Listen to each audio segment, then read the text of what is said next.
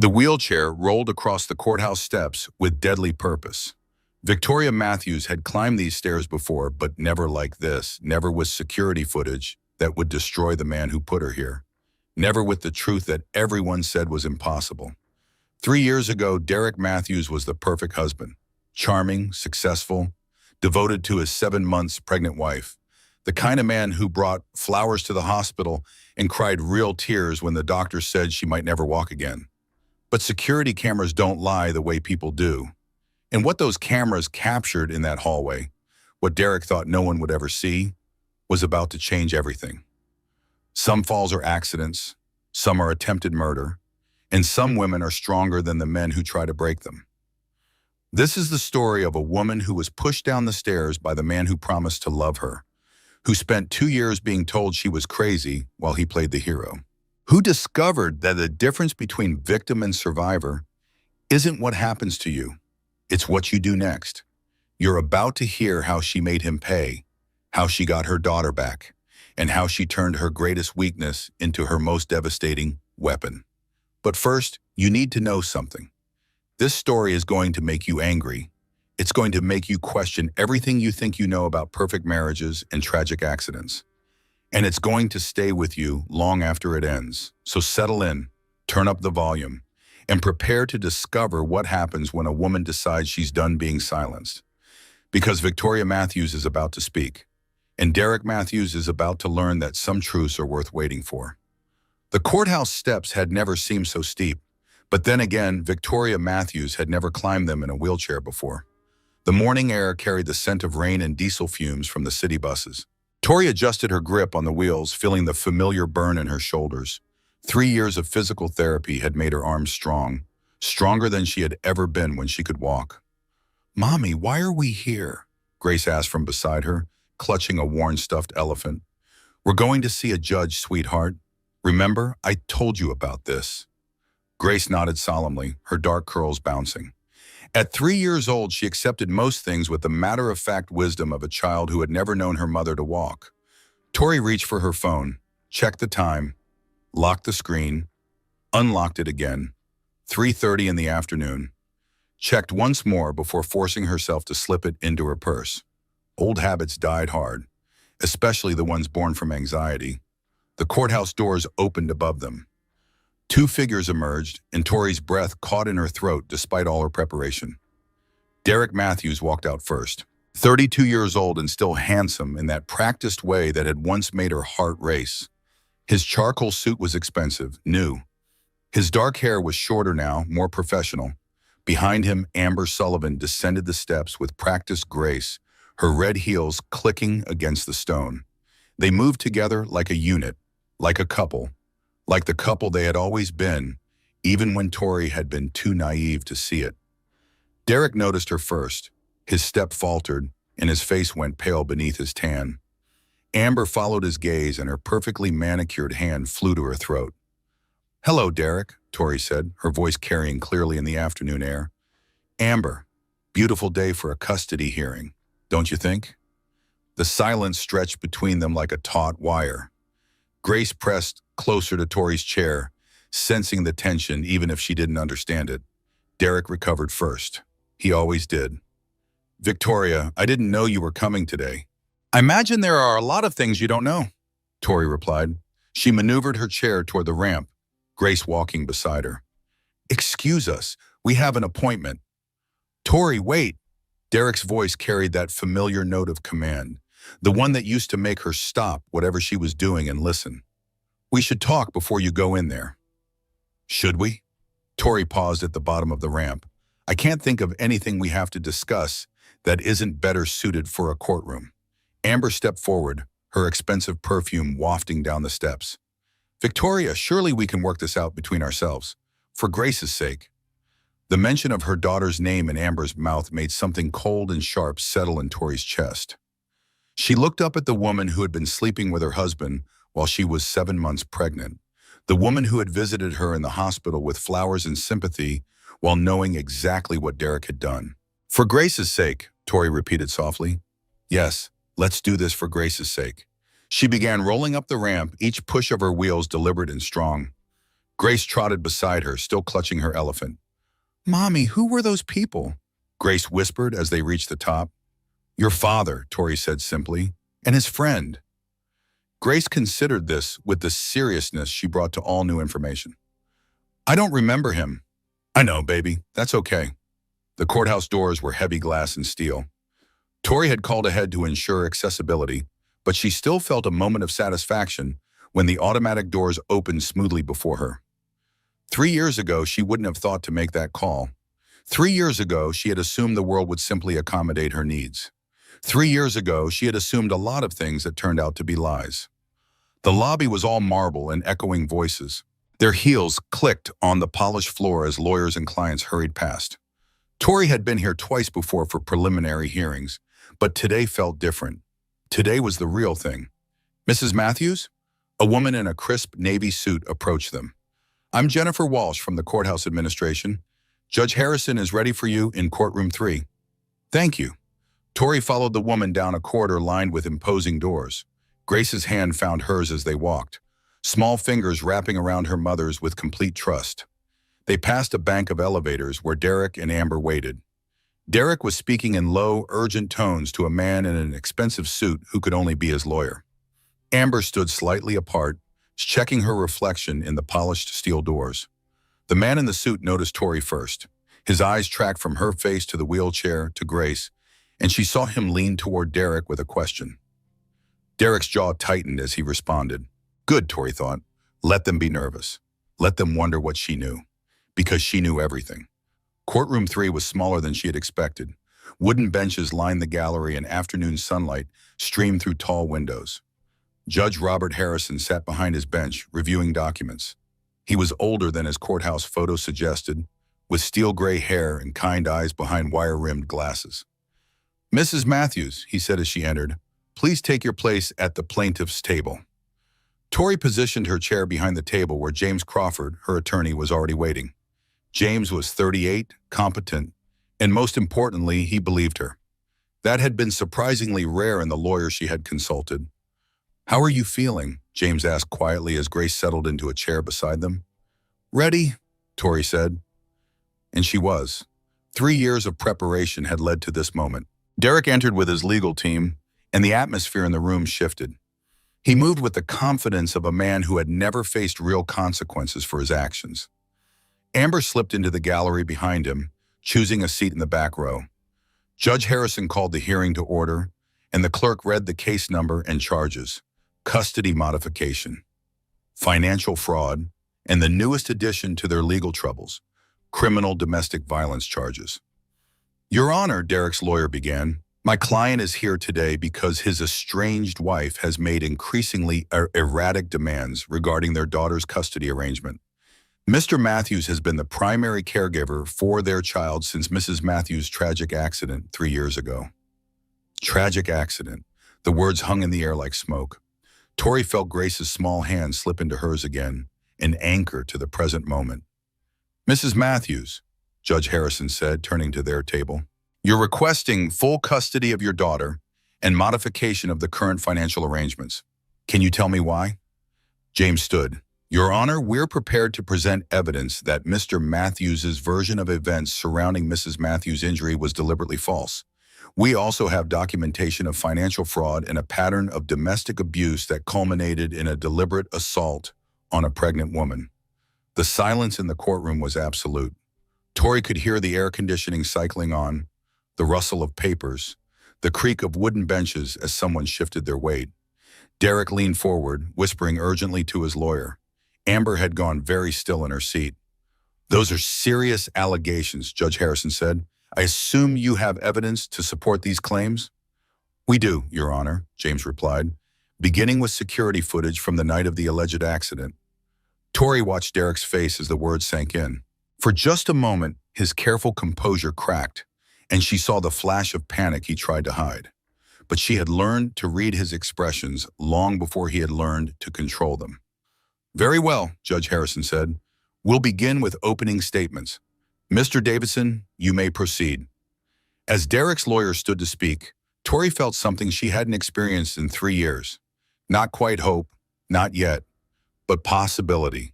The possibility that truth might finally have its day in court.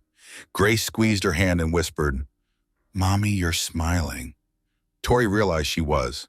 For the first time in longer than she could remember, she was genuinely smiling. "Yes, baby," she whispered back. "I am." 3 years earlier, the scent of vanilla filled the kitchen as Tori pulled chocolate chip cookies from the oven. Her belly, round with 7 months of pregnancy, bumped against the counter as she reached for the cooling rack. The baby kicked in response and she paused to rest her hand on the spot. "Easy in there," she murmured. "Mommy's making cookies for Daddy." The house was perfect. Every surface gleamed, every pillow arranged just so. Tori had spent the morning cleaning what was already clean, organizing what was already organized. But Derek liked things a certain way, and she wanted everything to be perfect when he got home from his business trip. The grandfather clock in the hallway chimed 5 times. Derek would be home by 6, just enough time to change into the blue dress he liked and touch up her makeup. Tori climbed the stairs carefully, one hand on the railing and the other supporting her belly. The nursery door stood open, revealing the crib they had assembled together 2 months ago. Yellow walls because they had decided to wait and be surprised about the baby's gender. Derek said he didn't care either way, but Tori had caught him looking at tiny baseball gloves in the sporting goods store. Their bedroom was exactly as she had left it that morning. King-size bed made with hospital corners, Derek's cologne still faintly scenting the air from his morning routine 3 days ago. She moved to her dresser to get the blue dress and froze. There on her jewelry box lay a single gold earring. Tori picked it up with trembling fingers. It was expensive, clearly. A small diamond surrounded by what looked like real gold. Beautiful, feminine, and absolutely not hers. She turned the earring over in her palm, her mind racing. Derek had been gone for 3 days on a business conference in Chicago. The housekeeper came on Wednesdays, and this was Friday. No one else had been in their bedroom. Unless. "No," she said aloud to the empty room. "Don't be ridiculous." But even as she said it, she was moving to Derek's side of the bed, looking for signs of disturbance in the carefully made covers.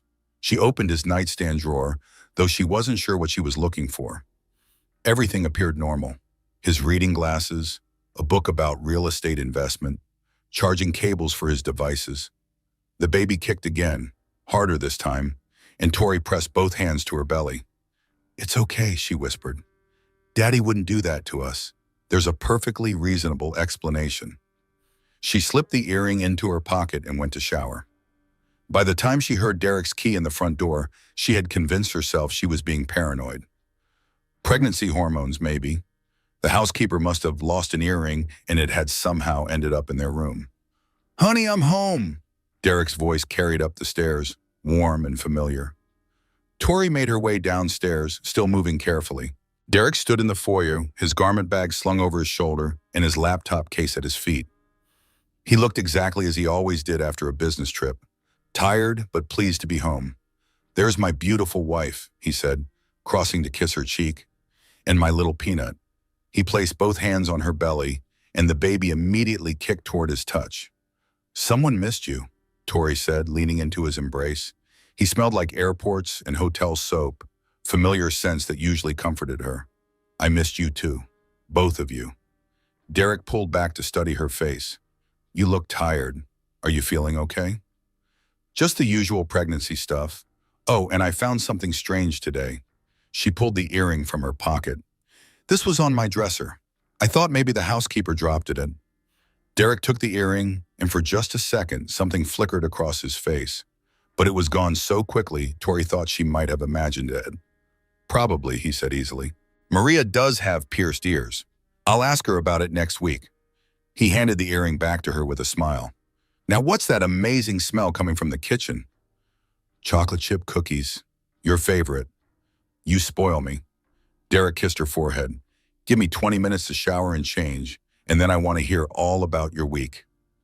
As he headed upstairs with his luggage, Tori stood in the foyer holding the earring. Something felt wrong, but she couldn't put her finger on what. Derek's explanation made perfect sense. Maria, their housekeeper, was a sweet woman in her 50s who wore jewelry. Of course she might have lost an earring. But as Tori climbed the stairs again, she realized what had bothered her. When Derek had taken the earring, he hadn't really looked at it. Most people, when shown a piece of jewelry they had never seen before, would examine it more closely, study it, comment on it.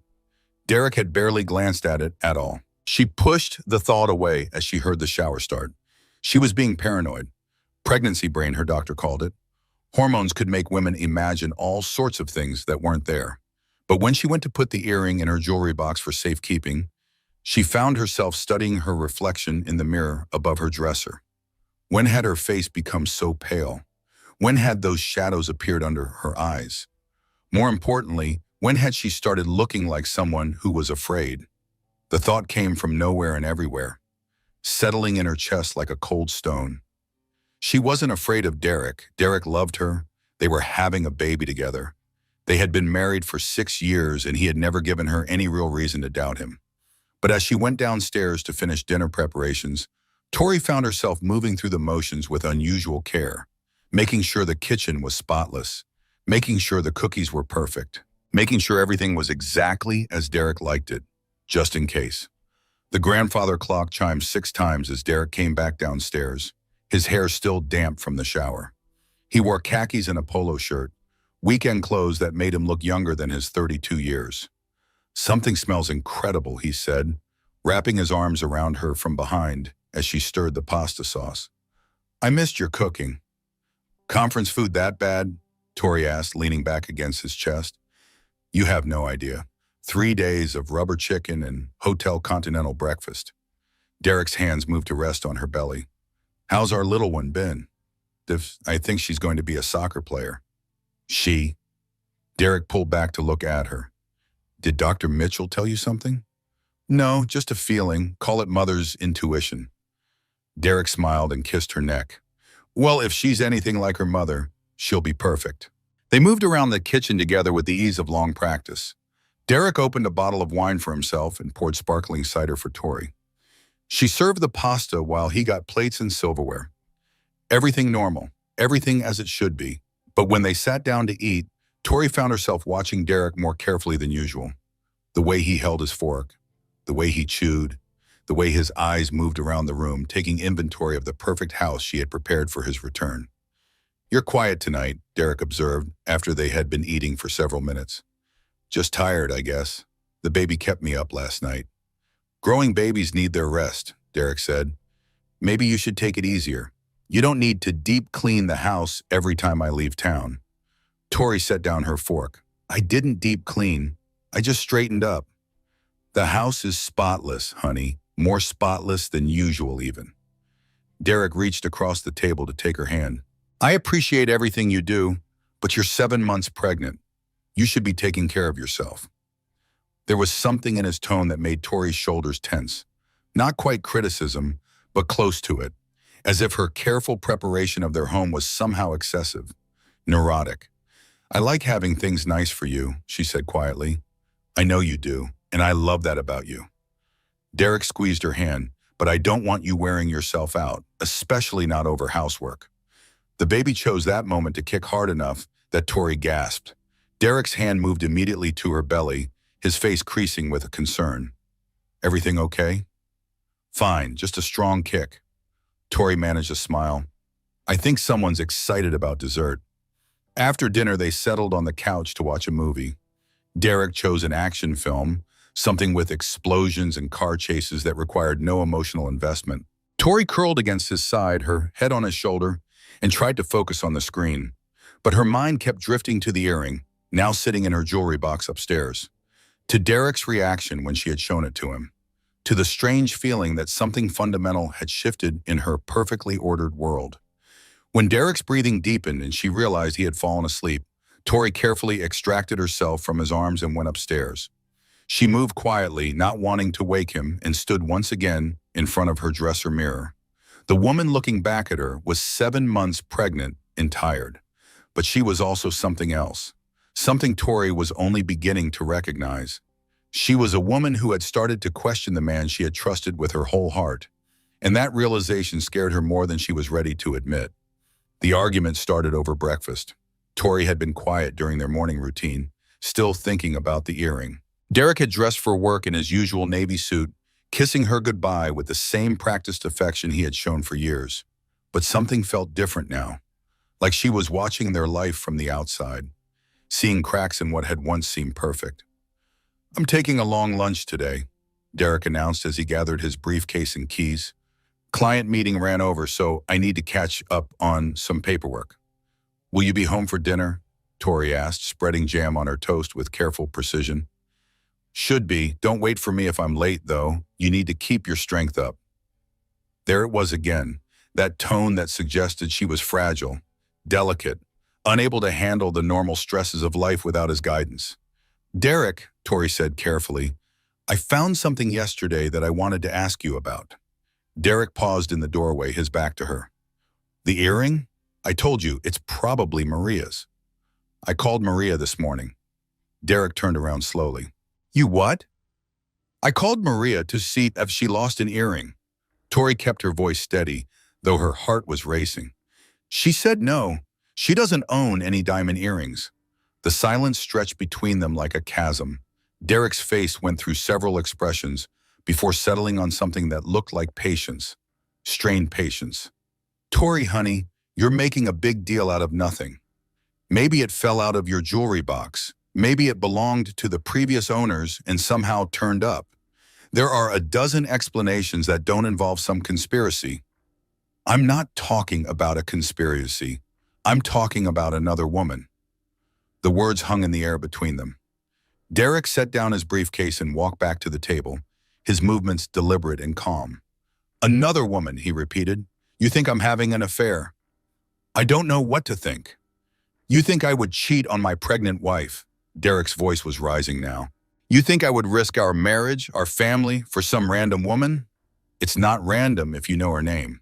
Derek's face flushed red. "This is insane, Tori. You're being completely paranoid." "Am I? Because last month you started working late 3 nights a week. You've taken twice as many business trips this year as last year, and you've been distant, different. I've been working harder to provide for our growing family. That's what responsible husbands do. And responsible husbands don't leave other women's jewelry in their wives' bedrooms."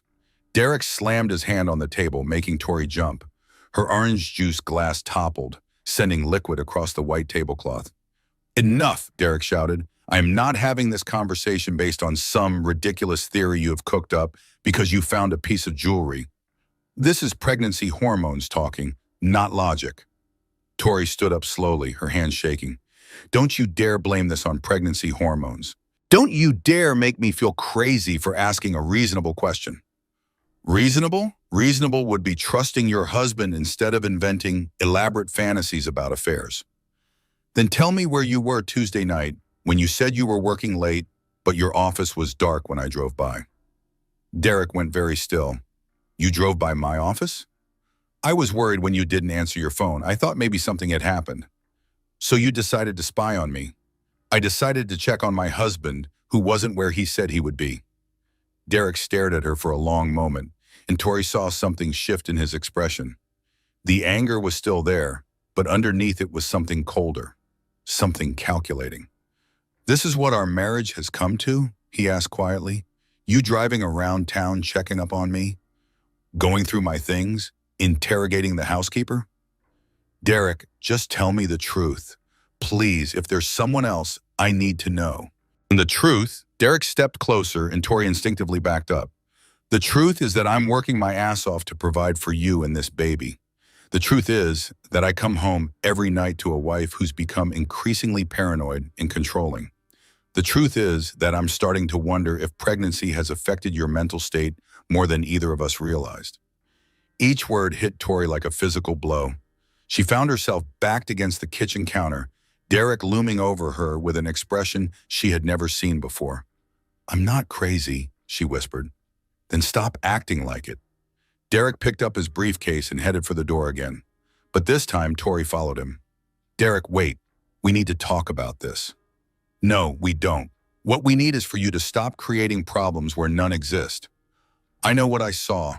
I know that earring doesn't belong to me or Maria or anyone else who should have been in our bedroom." Derek stopped at the front door and turned around.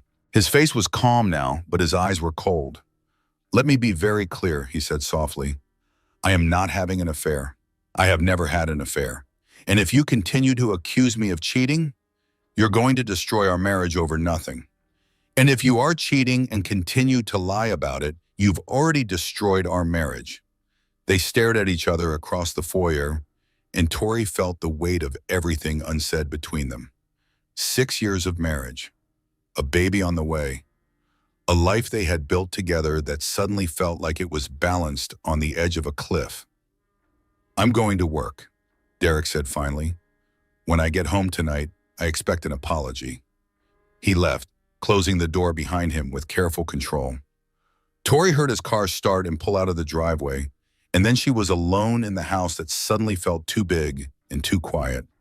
She sank onto the living room couch, both hands pressed to her belly, where the baby was moving restlessly, as if sensing her distress. "I'm not crazy," she said aloud to the empty room. "I know what I know." But even as she said it, doubt crept in. Derek was right about one thing. Pregnancy hormones could make women paranoid, suspicious. She had read about it in the pregnancy books. Was it possible she was seeing problems where none existed? Tori spent the day trying to convince herself that Derek was telling the truth. She cleaned the house again, though it didn't need it. She organized the nursery for the 3rd time that month. She made Derek's favorite dinner and set the table with their good china. But when evening came and Derek's key turned in the lock, Tori found herself tensing instead of relaxing. "Smells good in here," Derek said as he entered the kitchen. His tone was carefully neutral. "Pot roast, the way your mother makes it." "Thank you." Derek loosened his tie and sat down at the table. "Tori, about this morning." "I'm sorry," Tori said quickly. "You're right, I was being paranoid." Derek studied her face. "Were you?" The question hung between them, loaded with meaning. Tori had prepared to apologize, to smooth things over, to return to the comfortable fiction of their perfect marriage. But looking at Derek now, she realized she couldn't do it. "No," she said quietly, "I wasn't." Derek's jaw tightened. "Tori, I know you're having an affair. I don't know with who, but I know it's happening. Based on one earring. Based on everything. The late nights, the business trips, the way you barely touch me anymore. The way you look at me like I'm some fragile thing that might break if you're honest with me." Derek stood up slowly. "So what are you saying?" "I'm saying I'm going to call your boss tomorrow and ask about these client meetings that keep running late." The change in Derek's expression was instant and terrifying. The careful control disappeared, replaced by something Tori had never seen before. Something dark and dangerous. "You'll do no such thing," he said softly. "Derek, you will not call my office. You will not embarrass me with your paranoid accusations. You will not destroy my career because you can't handle being pregnant." Tori backed toward the stairs, suddenly afraid. "I just want the truth." The truth is that you're sick, mentally sick. And if you don't get help, you're getting to lose everything." Derek followed her as she backed up the stairs, his voice getting louder with each step. "You think I'm cheating? Fine. Maybe I should be. Maybe I should find someone who doesn't question my every move. Someone who trusts me. Someone who isn't completely insane. Derek, stop. Someone who appreciates what sheep he has instead of inventing problems." They had reached the top of the stairs now. Tori's back was against the railing, Derek standing too close, his face twisted with an anger she had never seen before. "Someone who isn't 7 months pregnant and completely out of her mind." "I'm not out of my mind." "Aren't you? Look at yourself, Tori. Look what you've become, paranoid, controlling, calling my office to check up on me like some crazy wife." "I haven't called your office yet." "But you're going to, aren't you? Tomorrow morning you're going to call and embarrass me, humiliate me, destroy everything I've worked for because you found one goddamn earring."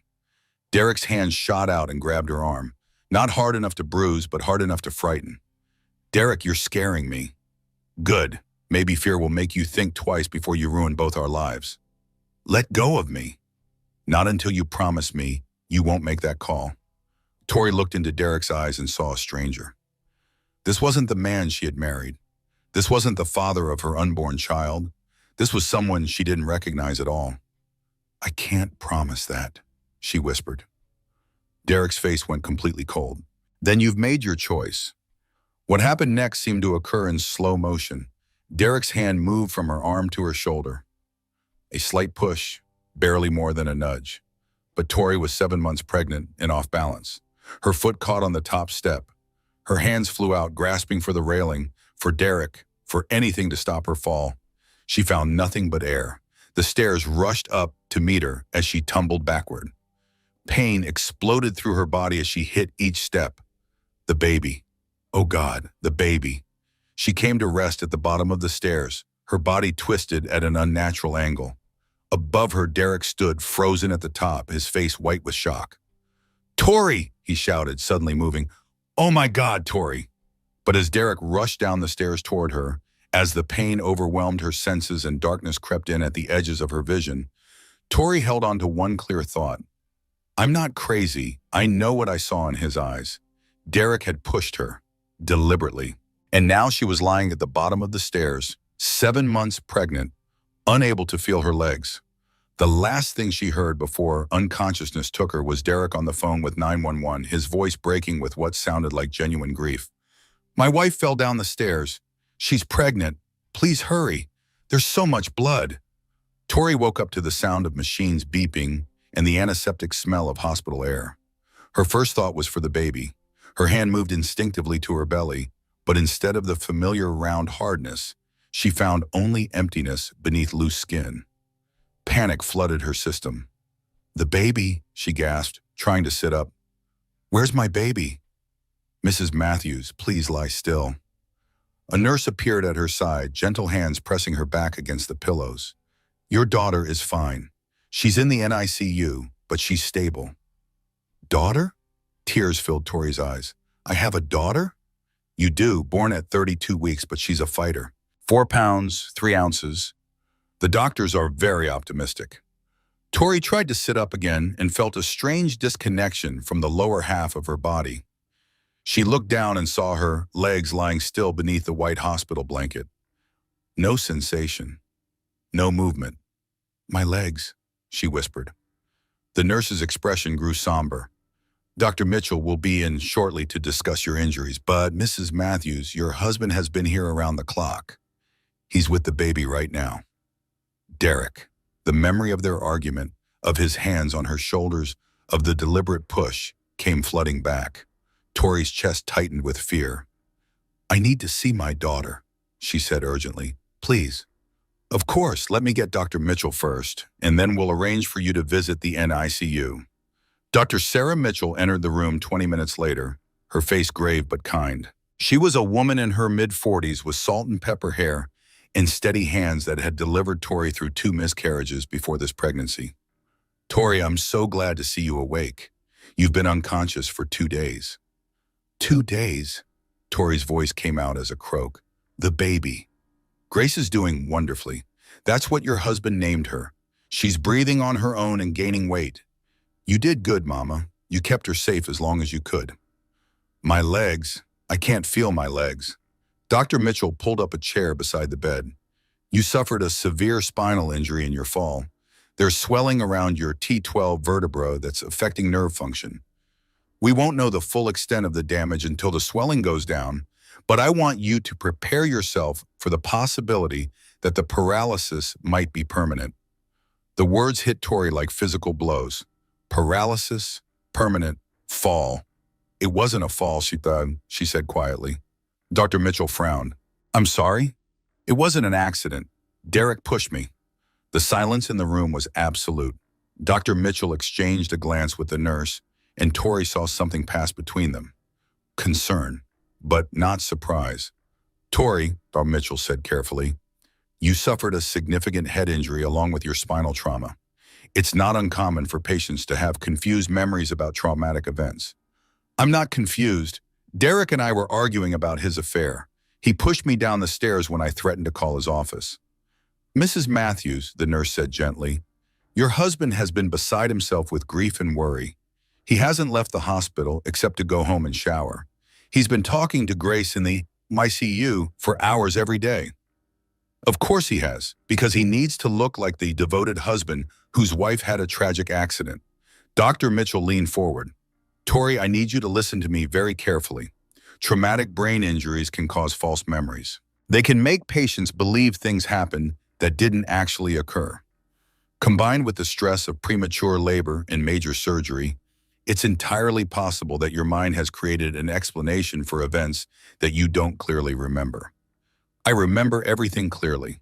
The earring I found in our bedroom, Derek's lies about working late, the argument at dinner, his hands on my shoulders at the top of the stairs. "What earring?"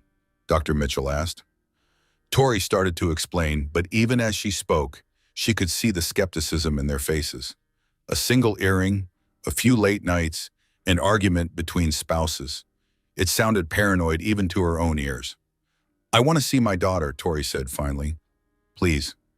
They transferred her to a wheelchair for the journey to the NICU. Tori had never been in a wheelchair before, and the experience was disorienting. Everything looked different from this angle. People looked down at her instead of meeting her eyes. She felt invisible and hypervisible at the same time. Grace was tiny, impossibly, heartbreakingly tiny. She lay in a clear plastic incubator, connected to monitors and feeding tubes, but her little chest rose and fell with steady determination. Dark hair like Derek's, delicate fingers that moved restlessly even in sleep. "She's beautiful," Tori whispered, pressing her hands against the incubator's clear walls. "She is," said a familiar voice behind her. Tori turned to find Derek standing in the doorway of the NICU room. He looked terrible, unshaven, his clothes wrinkled, his eyes red with exhaustion. But when he saw Tori awake and alert, his face transformed with what looked like genuine relief. "Thank God," he said, crossing to her chair. "Tori, I was so scared. When you fell, when you pushed me." Derek stopped moving. The relief on his face was replaced by shock, then hurt, then something that might have been fear. "Tori, honey, I would never hurt you. You fell. You lost your balance at the top of the stairs. We were arguing. You grabbed my arm. You pushed me. We were talking about your concerns regarding my work schedule. You got upset and backed toward the stairs. I tried to steady you, but you pulled away and lost your footing." Derek's version sounded so reasonable, so plausible. A pregnant woman, emotional and off balance, stepping backward too quickly. That's not what happened. "Sweetheart," Dr. Mitchell explained about head injuries and memory confusion. "It's perfectly normal for you to have mixed up recollections about the accident." Derek moved closer to her wheelchair, and Tori instinctively backed away from him. The motion made him freeze. "You're afraid of me," he said softly. "Yes. Tori, I love you. I love you and Grace more than my own life. I would never, ever hurt either of you." There were tears in Derek's eyes now, real tears that tracked down his unshaven cheeks. If Tori hadn't seen that flash of cold calculation in his expression before he pushed her, she might have believed him. "The earring," she said. "Whose earring was it?" Derek sighed deeply. "I don't know, but I promise you I have never been unfaithful to you. Not once in all our years together." "Then take a polygraph test." The request seemed to surprise him. "A what?" "A lie detector test. If you're telling the truth, it should be easy to prove." Derek was quiet for a long moment, looking from Tori to Grace and back again. "If that's what it takes for you to trust me again, then yes, I'll take any test you want." It was the right answer, the answer an innocent man would give. But something in Derek's eyes made Tori's skin crawl. Over the following weeks, as Tori recovered in the hospital and Grace grew stronger, Derek was indeed the picture of a devoted husband and father. He brought flowers and books. He read to Tori from magazines and updated her on friends who had called. He spent hours in the NICU talking to Grace about everything and nothing. The staff loved him. Nurses would comment on what a wonderful man he was, how lucky Tori was to have someone so supportive during such a difficult time. Even Dr. Mitchell seemed charmed by his dedication. But Tori noticed things others missed. The way Derek controlled every conversation with the medical staff, positioning himself as a spokesperson for their family. The way he framed Tori's accusations as symptoms of her injuries rather than legitimate concerns. The way he gradually took over all decision-making regarding their daughter's care.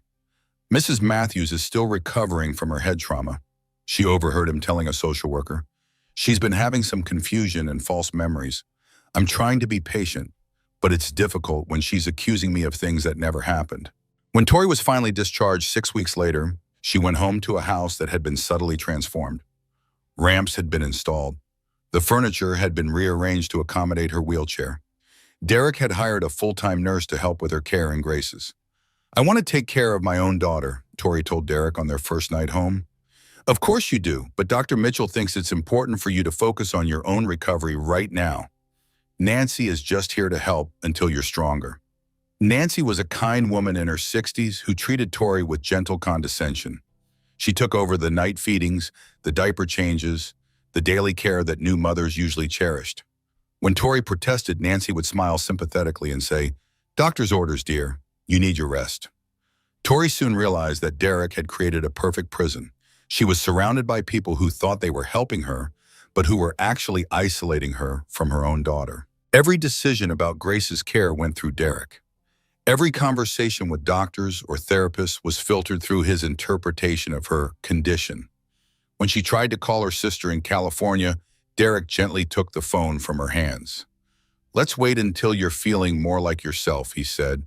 "Jennifer will just worry, and there's nothing she can do from so far away." When she asked to see friends, Derek suggested they wait until she was more stable emotionally. When she wanted to research spinal injury rehabilitation, Derek removed her laptop. "The internet will just fill your head with worst-case scenarios," he explained. "Let's focus on what the doctors are telling us." Slowly, systematically, Derek cut Tori off from every resource and relationship that might have helped her. And he did it all with such apparent love and concern that anyone watching would have seen a devoted husband protecting his fragile wife. But late at night, when the nurse had gone home and Grace was sleeping, Derek would sit beside Tori's bed and talk to her in a voice she had never heard before. Soft and reasonable, but with an undertone that made her blood run cold. "I need you to understand something," he said one night about 3 months after the accident. "What happened on those stairs was your fault. You pushed me too far with your accusations and paranoia. You forced me to protect myself and my career. You pushed me. I defended myself against a mentally unstable woman who was threatening to destroy my reputation. And if you ever try to make those accusations public, I'll have you committed to a psychiatric facility faster than you can imagine." Derek leaned closer, his breath warm against her ear. "Who's going to believe you, Tori? A woman with brain damage who can't even remember simple conversations? A woman who needs help to go to the bathroom? A woman who's so unstable she can't take care of her own baby?" Tori felt tears slip down her cheeks. "People will believe me." "No, they won't, because I'm the one they trust. I'm the one who's been by your side through this whole tragedy.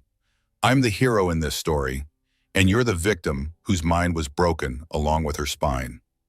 Derek kissed her forehead with what anyone watching would have interpreted as tenderness. "Sweet dreams, darling. Tomorrow Nancy's going to start helping Grace transition to a toddler bed. She's growing up so fast."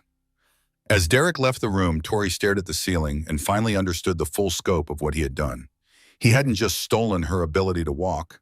He had stolen her credibility, her autonomy, her connection to her own child. But he had made one crucial mistake. He had underestimated her capacity to survive. And now, lying in the darkness of what had once been their shared bedroom, Tori began to plan. Physical therapy started 6 months after the accident. 3 times a week, Derek would drive Tori to the rehabilitation center where she worked with a team of specialists who spoke in gentle, encouraging voices about adaptation and acceptance. "The goal isn't necessarily to walk again," explained Dr. James Phillips, the lead physical therapist. "The goal is to maximize your independence and quality of life within your current physical limitations." Tori nodded and smiled and did the exercises they prescribed. But what they didn't know was that she had been doing her own exercises late at night in her bedroom, pushing her body far beyond what Derek or the medical team thought she was capable of. The sensation in her legs was slowly returning.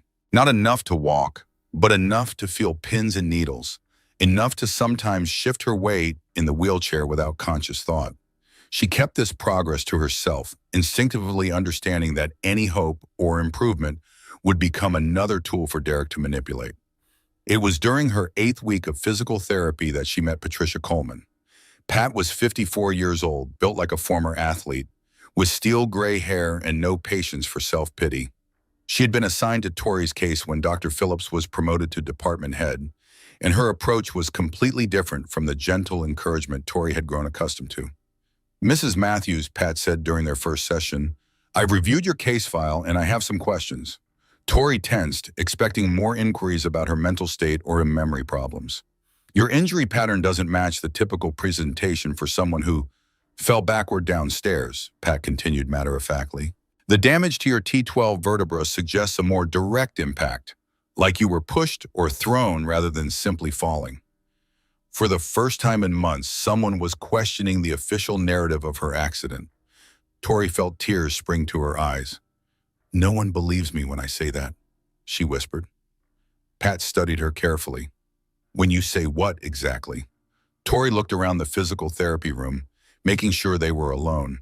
Derek usually waited in the lobby during her sessions, but she had learned to be cautious about everything. "When I say my husband pushed me." Pat's expression didn't change. She simply nodded and made a note in Tori's file. "Tell me about the morning of your accident," Pat said. So Tori did. For the first time since waking up in the hospital, she told someone the complete truth.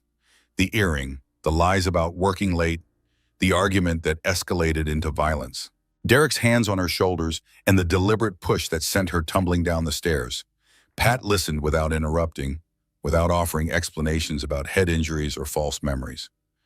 When Tori finished, Pat was quiet for a long moment. "Mrs. Matthews, can I ask you something personal?" Tori nodded. "During your marriage, did your husband ever try to control other aspects of your life, your friendships, your activities, your access to money or information?" The question opened a floodgate of recognition. Derek's gradual isolation of her from friends, his insistence on managing all their finances, his habit of answering for her in social situations, patterns she had dismissed as protectiveness or simply his personality. "Yes," Tori admitted, "but I thought that was normal. He was just looking out for me." "And since your accident, has he increased that control?" Tori thought about Nancy, the nurse who managed Grace's care, about Derek screening her phone calls and visitors, about the way he spoke for her in medical appointments.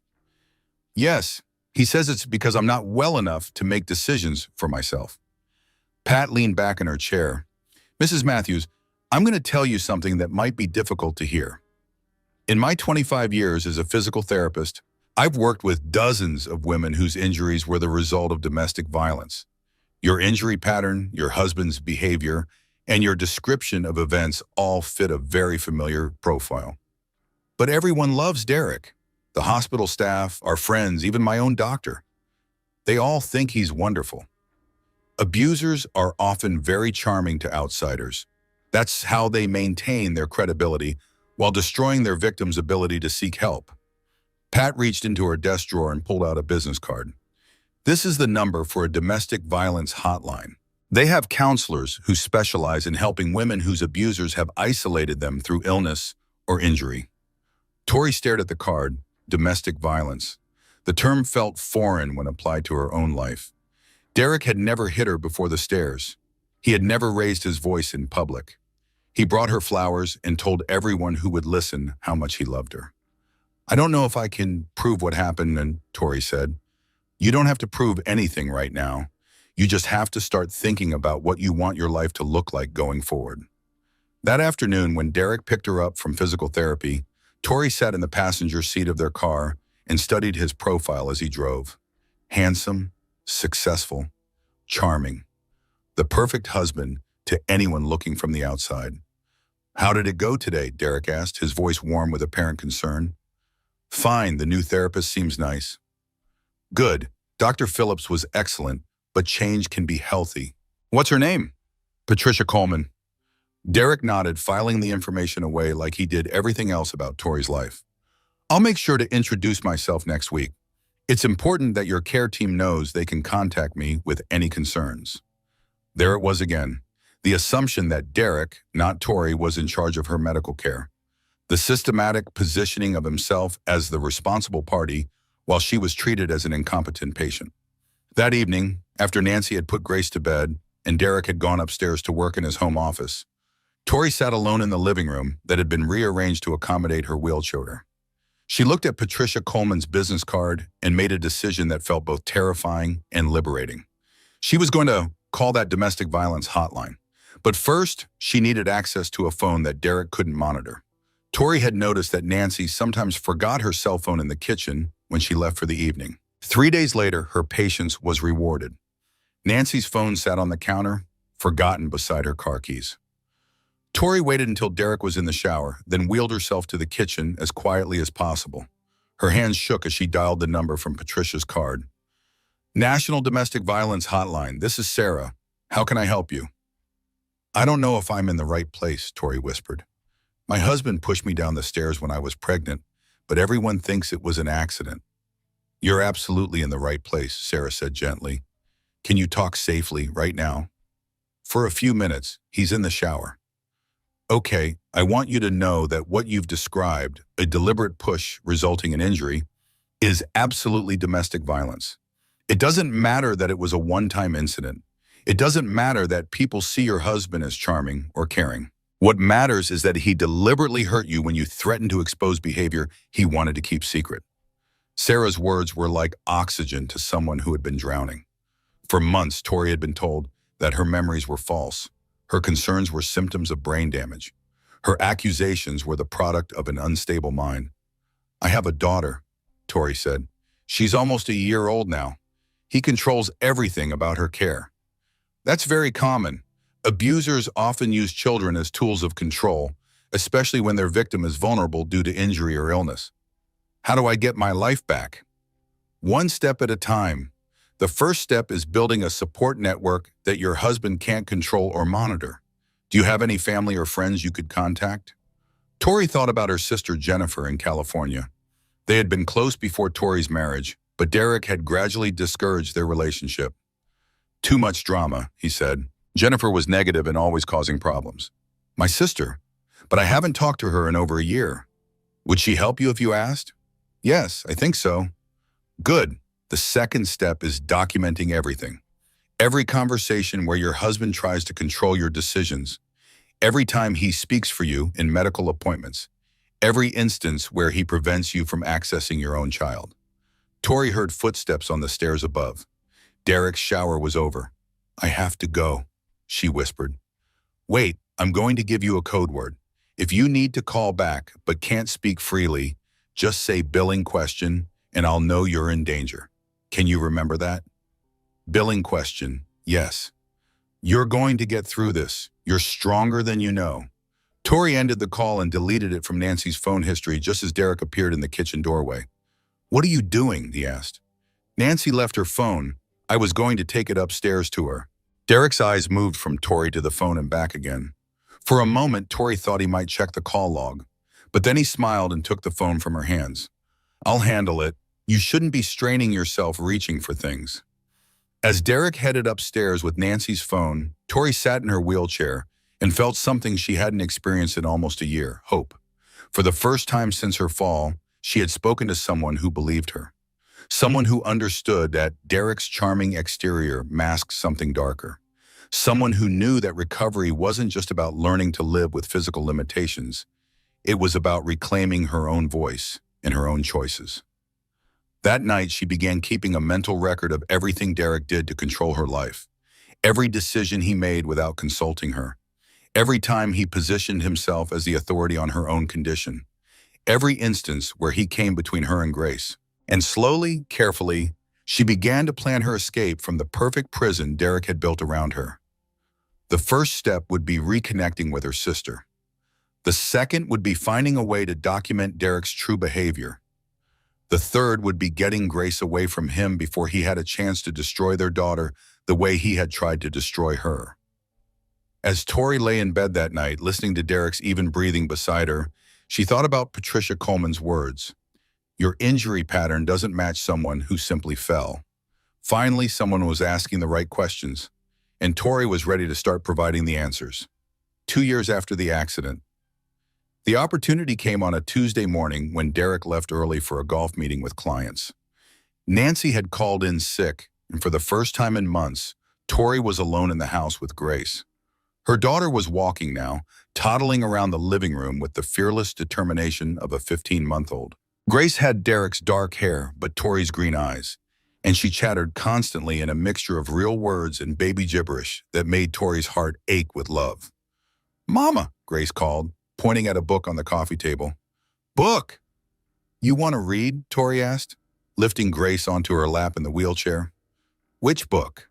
Grace pointed decisively at a picture book about farm animals, and Tori opened it to the first page. As they read together, Grace's small body warm and solid against her chest, Tori felt the familiar mixture of fierce love and desperate fear that had defined her motherhood. Derek was already talking about enrolling Grace in preschool when she turned 2. "The best program in the city," he said. "Very exclusive. Grace would thrive there." What he didn't say, but Tori understood, was that preschool would give him another institution where he could position himself as the concerned father of a child whose mother was too unstable to be trusted with major decisions. Tori had been documenting Derek's behavior for 8 months now, ever since her first conversation with the domestic violence hotline. She had called them 6 more times using various phones: Nancy's cell when it was left behind, the phone at physical therapy during breaks, even a payphone at the grocery store during one of their rare shopping trips together. Each conversation had reinforced what she was beginning to understand.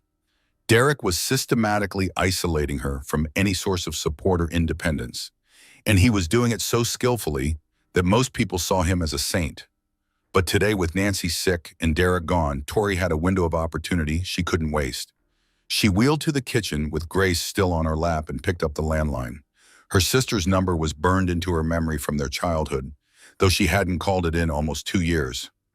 "Hello?" Jennifer's voice was cautious, probably because she didn't recognize the number. "Jenny, it's Tori." The silence on the other end of the line stretched so long that Tori wondered if the call had been dropped. Then Jennifer's voice came through, thick with emotion. "Tori, oh my God, I've been so worried. Derek said you were too sick to talk to anyone, but it's been almost 2 years. I didn't know if you were alive or dead." "I'm alive, and I need your help." Tori told her sister everything. The earring, the argument, Derek's deliberate push down the stairs, the systematic isolation that had followed, Grace's care being controlled by nurses and nannies while Tori was treated like an invalid. Jennifer listened without interrupting, and when Tori finished, her sister's voice was deadly calm. "That bastard. I knew something was wrong when he stopped letting me talk to you, but I thought maybe the head injury really had affected your cognitive function. He's very convincing. Everyone thinks he's a devoted husband. What do you need me to do?" "I need to get away from him, but I can't take Grace without legal custody, and I can't get legal custody without proving what really happened." "Do you have any evidence?" "I'm working on it. My physical therapist believes me, and I've been documenting his controlling behavior. But I need more." "What about the domestic violence counselors? Can they help?" "They've given me resources and support, but they can't give me legal standing. I need a lawyer." Jennifer was quiet for a moment. "I have some money saved, not a lot, but enough to get you started, and you can stay with me in San Diego while you figure out your next steps." "I can't leave without Grace." "Then we need to find a way to prove what Derek did. What about security cameras? Did your house have any surveillance when you fell?" Tori's heart stopped. "The building. We lived in a condo building with security cameras in the hallways and lobby. The footage might still exist. It's been 2 years. Some systems keep footage longer than that, especially if there was an incident report filed. It's worth checking." After they hung up, Tori sat in the kitchen holding Grace and thinking about security footage. During all the chaos of her hospitalization and recovery, she had never thought to ask about cameras, but their condo building was high-end, the kind of place that took security seriously.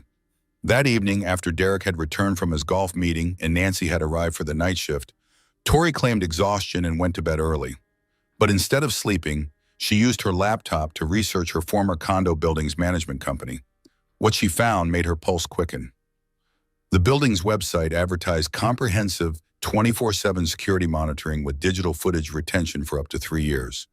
The footage of Derek pushing her down the stairs might still exist, but getting access to it would require legal channels that Derek could easily block or control, unless she could find another way. The next morning, Tori asked Derek if they could drive by their old condo building. "Why would you want to do that?" Derek asked, his tone carefully neutral. "I've been having more clear memories about the accident. Dr. Phillips suggested that revisiting the location might help with my recovery." It was a lie, but Derek couldn't argue with advice supposedly coming from her physical therapist.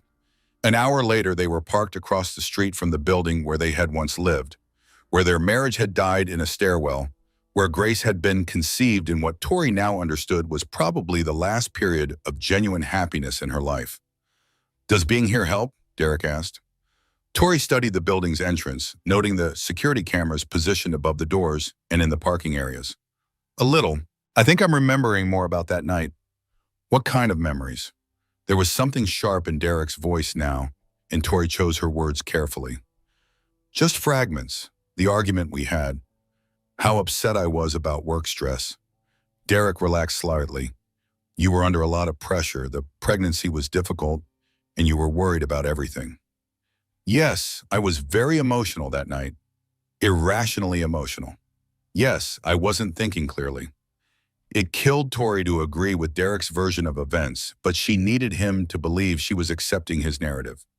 Meanwhile, she was memorizing every detail of the building's security setup. That afternoon, during her physical therapy session with Patricia Coleman, Tori asked if they could speak privately.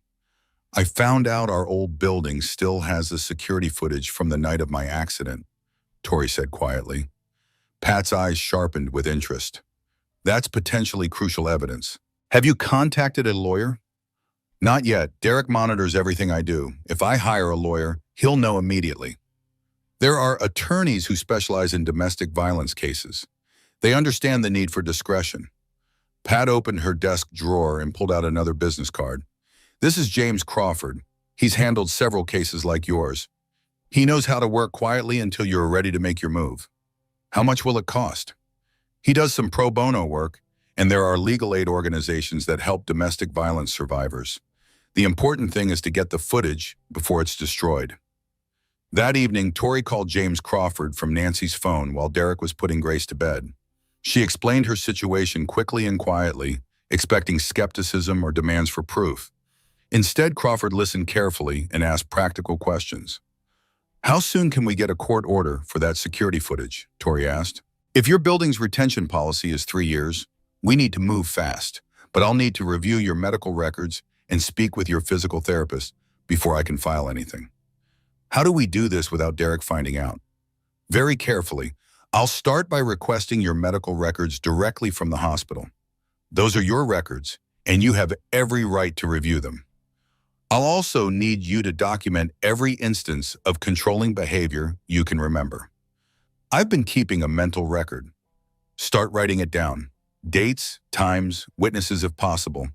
The more detailed documentation we have, the stronger our case will be." 3 days later, Crawford called Tori back on Nancy's phone. "I've reviewed your medical records," and he said, "your physical therapist was right. Your injury pattern is consistent with a direct impact, not a backward fall. I've also found some interesting notes from the emergency room physician who treated you." "What kind of notes?" "Questions about whether your injuries matched your husband's description of the accident. The ER doctor was suspicious enough to recommend a social worker interview, but Derek declined on your behalf while you were unconscious." Tori felt sick. Even in the hospital, people had seen warning signs. But Derek had controlled access to her so completely that those concerns had never been followed up. "Can we get the security footage?" "I'm filing for a court order tomorrow. But Tori, I need to warn you about something. Once we start this process, Derek is going to realize what's happening. You need to be prepared for his reaction." "What do you mean?" "Men like Derek don't just accept exposure quietly. He's going to escalate his efforts to control you, and he might become more dangerous. Do you have somewhere safe you can go when this comes out?" Tori thought about Jennifer's offer to come to California. "My sister, but I can't leave without Grace. And we'll work on emergency custody as soon as we have the footage. But you need to start preparing for the possibility that you'll have to protect yourself and your daughter." That night, Tori lay awake, listening to Derek breathe beside her and planning for a future she wasn't sure she would live to see. In 48 hours, James Crawford would file his court order. Within a week, they would know if the security footage still existed. And if it did, Derek's carefully constructed version of their life would finally crumble. But as Crawford had warned her, Derek wouldn't go down without a fight. And Tori was about to discover just how dangerous a charming sociopath could be when his perfect facade began to crack. The call came on a Friday afternoon while Derek was at work and Nancy was napping with Grace. Tori answered the phone with hands that shook with anticipation. "Mrs. Matthews, this is James Crawford. I have news about the security footage." "You found it?" "We found it. And Tori, it shows exactly what you said it would. The footage clearly shows Derek pushing you down those stairs. There's no question about what happened." Tori closed her eyes and felt 2 years of suppressed validation wash over her. "Thank God." "There's more. The building manager remembered your accident because it was so unusual. He said Derek contacted him the next day and specifically asked that the footage be preserved for insurance purposes. Apparently, Derek was concerned about liability issues. He wanted the footage preserved? It suggests Derek was confident that what the cameras captured would support his version of events. He either forgot about the hallway camera that caught the actual push, or he didn't realize it had a clear angle of the stairwell. What happens now? Now we move quickly. I'm filing for emergency custody and a restraining order based on the video evidence. But Tori, Derek's going to be served with papers on Monday morning. You need to be prepared." "I'll be okay." "No, you won't, because Derek is going to realize that his entire life is about to implode. His reputation, his career, his custody of Grace, everything he's built since your accident is going to disappear. Men like Derek don't handle that kind of exposure well." Crawford's voice grew serious. "I need you to call your sister tonight. Make arrangements to leave with Grace as soon as the restraining order is in place. And Tori, don't be alone with Derek after Monday morning, not for any reason." That weekend passed with agonizing normalcy. Derek was attentive and charming, bringing Tori coffee in bed and playing with Grace in the backyard. If she hadn't known what was coming, Tori might have believed that this was what their marriage had always been like. But she did know. And she spent the weekend quietly packing a bag for herself and Grace, hiding it in the back of her bedroom closet behind winter clothes Derek never touched. Monday morning dawned gray and rainy. Derek left for work at his usual time, kissing Tori goodbye and promising to pick up dinner on his way home. He seemed relaxed, confident, completely unaware that his carefully constructed world was about to collapse. The process server arrived at Derek's office at 10:15. The call came at 10:45. "What the hell is this?" Derek's voice was deadly quiet, but Tori could hear the rage underneath it. "Derek, don't you dare say my name. What the hell is this restraining order? What the hell is this custody modification?" "It's the truth, finally. The truth is that you're a mentally ill woman who's been coached by some ambulance-chasing lawyer into making false accusations." "I have the security footage, Derek." The silence on the other end of the line was absolute. Tori could picture Derek in his office, his face going white as he processed what she had just said. "That's impossible," he said finally. "The building kept footage for 3 years. I have video of you pushing me down those stairs, clear, high-definition video that shows exactly what happened. You manipulated evidence. You edited footage. I did nothing but tell the truth. The same truth I've been telling for 2 years while you convinced everyone I was crazy." "Tori, listen to me very carefully." Derek's voice had gone cold in a way that made her skin crawl. "You need to call your lawyer right now and withdraw those papers. This is your last chance to handle this quietly." "Or what? Or I'll destroy you completely and permanently. I'll have you committed to a psychiatric facility. I'll prove you're an unfit mother. I'll make sure you never see Grace again. You can't do that anymore. I have evidence. I have witnesses. You have nothing," Derek shouted, his composure finally cracking. "You have a piece of footage that can be interpreted a dozen different ways. You have the word of some bleeding heart therapist against mine. You have accusations that make you sound exactly like the paranoid mental patient everyone already thinks you are." Tori heard a crash in the background, as if Derek had thrown something across his office. "I made you," Derek continued, his voice returning to that deadly calm. I gave you a home, a marriage, a life that mattered. And this is how you repay me? By trying to destroy everything we built together? We didn't build anything together. You built a prison and convinced everyone it was a palace. A prison? A prison is where you're going to end up when I'm finished with you. And Grace? Grace is going to grow up knowing that her mother was so sick, so twisted that she had to be kept away from decent people. The line went dead. Tori sat in her wheelchair holding the phone and shaking. She had expected Derek to be angry, but the cold calculation in his voice was more terrifying than any show of temper could have been. She called Nancy's phone, but it went straight to voicemail. She wheeled to the stairs and called up to the second floor. "Nancy, I need to talk to you." No answer. Tori made her way to the kitchen and found a note on the counter in Nancy's handwriting. "Family emergency. Had to leave. Mr. Matthews knows." Derek had already started moving. Nancy was gone, which meant Tori was alone with Grace when Derek came home. And based on his phone call, Derek was coming home early. Tori called James Crawford, but his secretary said he was in court and couldn't be reached until evening. She called her sister Jennifer, but the call went straight to voicemail. For the first time in 2 years, Tori was completely on her own. She wheeled to the living room where Grace was playing with blocks, building wobbly towers and knocking them down with delighted laughter.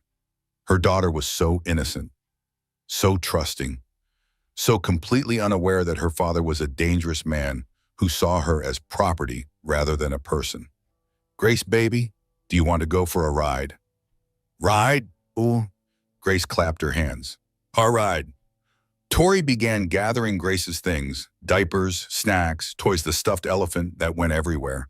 She was just strapping Grace into her car seat when she heard Derek's BMW pull into the driveway. He was home 3 hours early. Tori's hands shook as she finished buckling Grace's restraints. She had to get out of the garage before Derek blocked her car in. But as she backed out of the garage, Derek was already standing in the driveway, his arms crossed and his face a mask of cold fury. He didn't move as she approached, forcing her to stop the car just inches from where he stood. Tori rolled down her window, trying to keep her voice steady. "Derek, please move. We're just going to the park." "No, you're not." Derek walked to the driver's side door. "You're going to turn off this car and come inside so we can discuss this situation like adults." "I don't want to discuss anything right now." "I don't care what you want." Derek's hand was on the door handle now. "Grace needs her nap, and you need to understand what's going to happen if you continue down this path." In the back seat, Grace began to fuss, sensing the tension between her parents. "Mama? Park?" "We'll go to the park later, sweetheart," Tori said, but she could hear the fear in her own voice. Derek opened the car door before Tori could stop him. "Get out." "Derek, get out of the car, Tori, now." There was something in Derek's voice that made Tori's survival instinct scream. She looked at her husband standing in their driveway in his expensive suit, and she saw a stranger, someone who was capable of anything. "I'm not getting out of this car." Derek's hand shot out and grabbed her wrist. "Yes, you are." The pain was immediate and intense. Derek's grip was cutting off circulation to her fingers, and when she tried to pull away, his hold only tightened. "Derek, you're hurting me. I'm getting your attention. There's a difference, V." "Mama hurt?" Grace's voice was small and frightened from the back seat. Derek immediately released Tori's wrist and turned to smile at Grace. The transformation was instant and terrifying, from cold rage to loving father in the space of a heartbeat. "Hi, Princess. Daddy's home early today. Isn't that exciting?" Grace clapped her hands, momentarily forgetting the tension she had sensed. "Daddy!" "That's right, sweetheart. Now Mama and Daddy need to talk, so we're going to go inside." Derek turned back to Tori, and she saw something in his eyes that made her blood freeze. Not just anger, but a kind of desperate calculation. The look of a man who had nothing left to lose. "Tori, I'm going to say this once. Turn off the car and come inside. If you try to drive away with my daughter, I will call the police and tell them you're having a psychotic break. I will tell them you're a danger to yourself and to Grace. And given your documented history of mental instability, who do you think they're going to believe?" Tori's mind raced. Derek was right. He had spent 2 years building a narrative of her mental fragility. To the outside world, he was the devoted husband caring for his unstable wife. If she drove away now, it would look exactly like the breakdown he was describing. But if she went inside with him, she might not come out again. Grace needs her car seat if we're going inside, Tori said, buying time. I'll get Grace. You just worry about getting yourself out of that car. Derek moved to the back door and began unbuckling Grace's car seat straps. As he did, Tori noticed that their elderly neighbor, Mrs. Patterson, was working in her garden next door, close enough to see and hear everything that was happening. Tori made a decision that felt like jumping off a cliff. "Help!" she called out, loud enough for Mrs. Patterson to hear. "Mrs. Patterson, please help me." Derek froze with his hands on Grace's car seat. Mrs. Patterson looked up from her flowers, squinting in their direction. "Derek is trying to force me to go inside against my will," Tori continued. "Please call 911. "Tori, what are you doing?" Derek's voice was tight with barely controlled rage. "I'm protecting myself and Grace."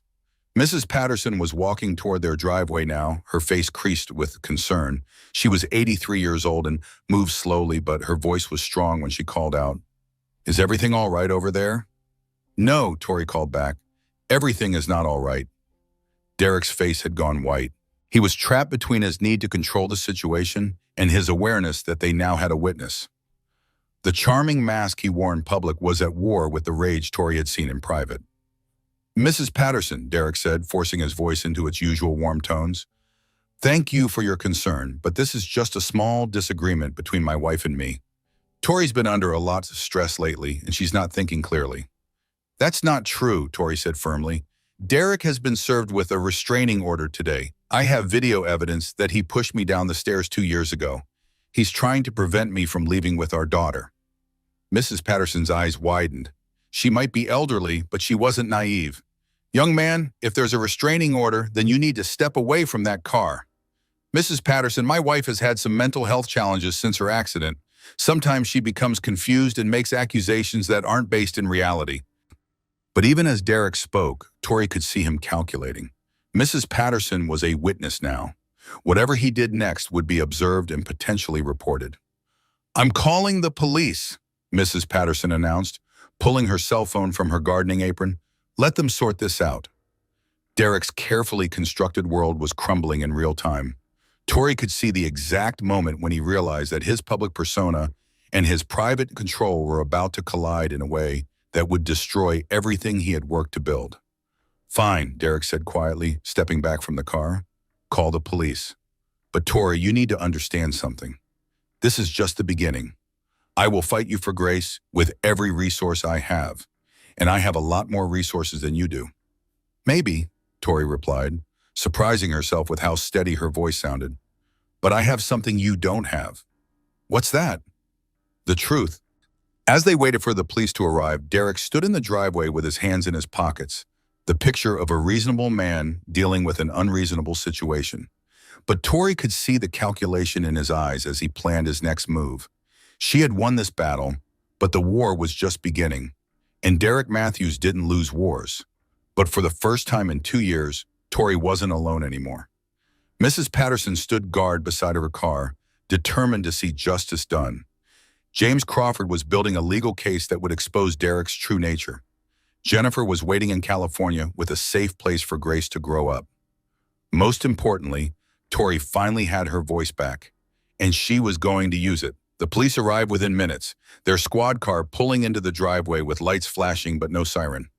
Tori watched through her rear-view mirror as 2 officers approached, a young woman with kind eyes and an older man who looked like he'd seen everything. Derek immediately walked toward them with his hand extended, his posture open and friendly. Even in crisis, his instinct was to establish himself as the reasonable authority figure. "Officers, thank you for coming. I'm Derek Matthews. This is my home, and I'm afraid my wife is having some kind of episode." "Sir, we'd like to speak with everyone involved," the female officer said. Her nameplate read, "Officer Chen." "Can you step back, please?" Tori felt a moment of gratitude that Officer Chen wasn't immediately deferring to Derek's version of events. She rolled down her window as the officers approached her car. "Ma'am, are you Victoria Matthews?" "Yes, and this is my daughter, Grace." Tori gestured to the back seat where Grace was starting to fuss in her car seat. Can you tell us what's happening here? My husband was served with a restraining order this morning. When he came home early from work, he tried to prevent me from leaving with my daughter. When I refused to get out of the car, he grabbed my wrist and threatened to have me committed if I tried to drive away. Officer Chen made notes while her partner spoke with Derek and Mrs. Patterson.